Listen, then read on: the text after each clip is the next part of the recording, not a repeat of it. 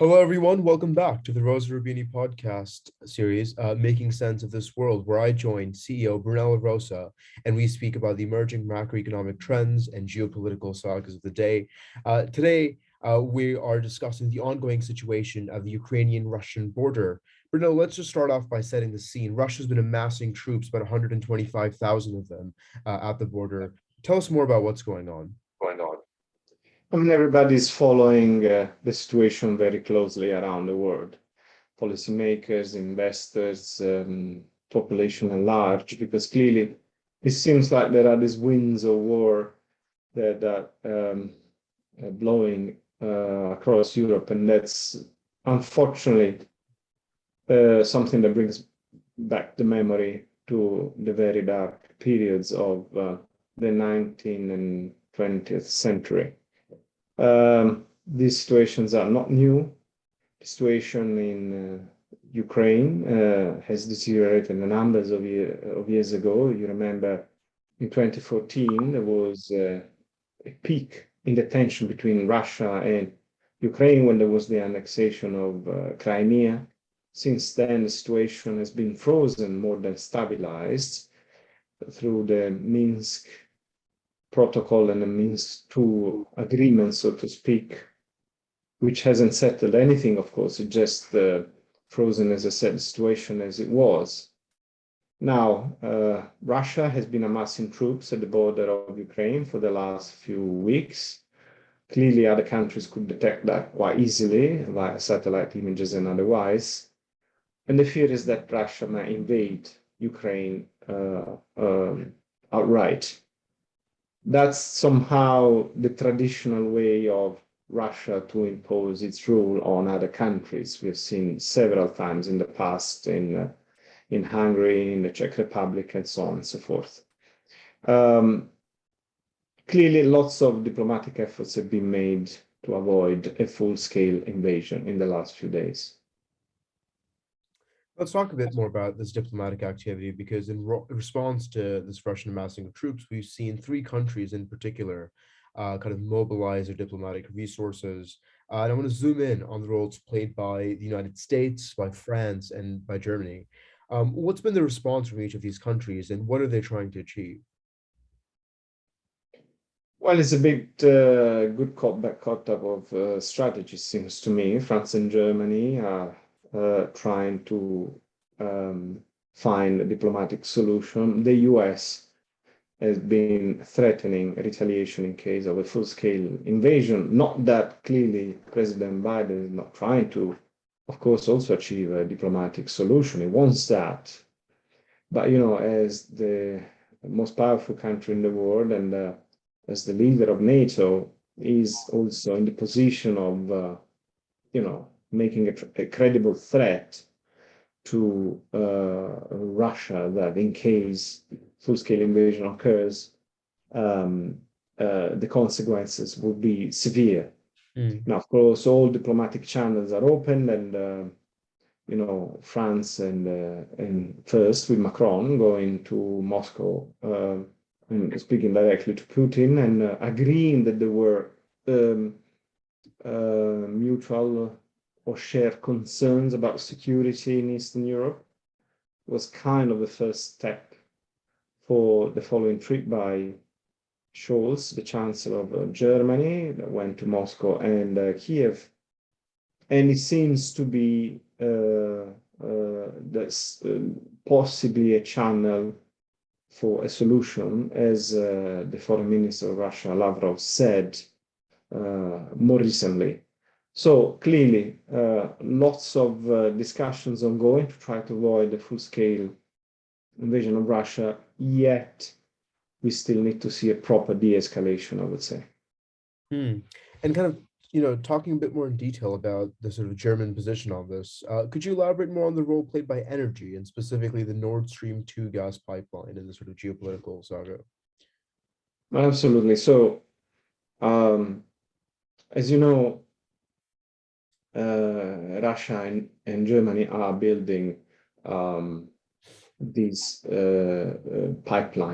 gas pipeline between, that will link the two countries directly, effectively circumventing Ukraine. and other Eastern European countries for gas supply to reach Europe. Now, this is something that makes perhaps economic sense, but geopolitically is a bit of a nightmare for the US. I mean, historically, the US have always feared massively the potential joining forces between Russia and Germany, Russia having natural resources and Germany having the industrial apparatus. So historically, one of the goals of the US administrations of whatever color was making sure that these two countries were on different sides of the equation, so to speak. I mean, the pact between Molotov and von Ribbentrop just before World War II was something that really alarmed the US, and thank God, from the US perspective, that eventually Stalin, broke the pact with Hitler when he decided to invade Poland and other countries. So effectively, that remains a key geostrategic goal of the US to make sure that these ties, strong ties between Russia and Germany are, that these ties are not as strong as perhaps Germany or Russia would like it to be. So they've asked many times Germany not to go ahead with this project, Nord Stream 2. Now, if there were to be a retaliation, a credible threat could be exactly stopping that, the construction, which is almost finished, by the way, of this pipeline. This is when the triangle that I mentioned before kind of works, in the sense that Germany has always been very reluctant in saying, no, we are not going to complete that. But Biden kind of managed to obtain from Scholz, when he visited Washington recently, that if instead there's a full-scale invasion of Russia, from Russia of Ukraine, then the construction of the pipeline will be stopped. Clearly, the language is still vague, but is one of the elements on the table. And you seem to lay out sort of two circumstances in where the West would be ill prepared for facing Russia, namely an act of covert war, like a sort of domestically instigated coup in Ukraine, or a very large-scale cyber attack on key infrastructure in Ukraine or possibly other countries that we've seen, before as well. What would the consequences of each of these situations be? Absolutely. So one of the things that characterize any NATO involving situation is one in which, if one country is attacked, one NATO country is attacked by external forces, then all the other countries will intervene. Article 5 says exactly that. But this is based on kind of an old-fashioned definition of attack, very conventional, whereby there's a physical invasion of a foreign country, or an attack with missiles, or maritime, the traditional ways of conducting wars. In fact, NATO is a product of the 1940s. But today, the situation is very different. There are various forms of asymmetric and unconventional warfare that can be conducted, including destabilizing a country from within with coup and so on and so forth. And Ukraine has been already at the center of that kind of activity from Russia for the last several years, from the Orange Revolution onward. Or cyber warfare being one of the favorite methods used by Russia, and on which they have much better capabilities than many other countries, perhaps including also the US. Now, if there were to be that kind of attack, it was extremely hard for the US to say, it was Russia that conducted that attack. You can imagine, you can even inferring, finding the proof, it's going to be extremely hard, because one of the key elements of those kind of attacks is what is called plausible deniability, meaning you never have an attack that is being conducted under the flag of a foreign government saying, yes, it was me. There's always some kind of group that you don't know exactly where to locate and how to attribute, that clearly works under the order of somebody else, but you can't point the finger to that somebody else being a foreign entity, a sovereign state, and say, that was you. I mean, you can make investigations, but it takes forever. So that's the situation that NATO need to be extremely careful about. And apparently, Ukraine is upping its cyber defense against these kind of possible attacks.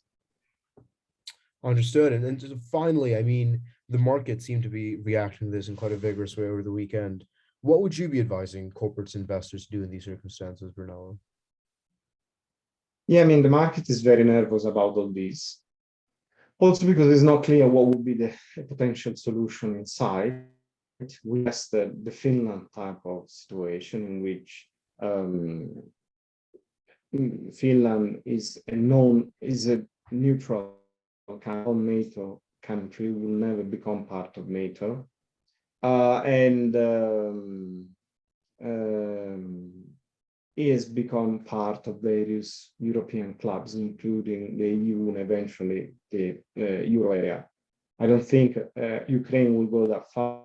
There has been an association agreement with the EU. I don't think will go much further than that. So if Western countries were able to credibly promise to Russia that first, Ukraine will never join NATO, second, that the association agreement with the EU will remain more or less as it is, just very small advancements in coming years, nothing fully fledged part of the EU or something like that, I think Putin would be relatively satisfied. Now, it doesn't trust the word of the West after what happened to the Baltic countries, which were former Soviet Union countries. And the West promised many times they will never join NATO or any other Western alliance. Instead, they joined NATO, they joined the EU, and eventually the Euro. So they were totally taken out the sphere of influence of Russia. And they are at the border with Russia, which clearly can be perceived as a threat. Given all this, finding a solution is not easy. You might end up in a situation in which, like after the annexation of Crimea, you freeze the situation without ever solving it.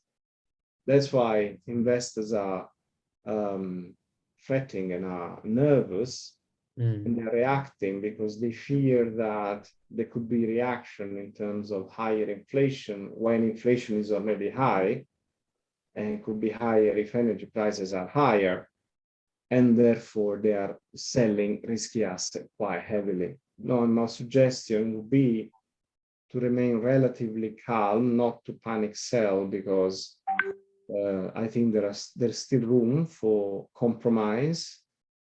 Clearly, the safe havens are still there, being treasuries, being bonds, and being the typical financial kind of assets that can be purchased in case of crisis, and therefore there is still time to find a solution, and also viable options in case of a full-fledged kind of invasion and therefore crisis, which means that eventually investors will probably seek safety in those assets that I mentioned before. Yeah, no, definitely a scary situation, but an optimistic note to end on. Bruno, as always, thank you for your time and insight. Always really useful. Thank you very much. Till next time.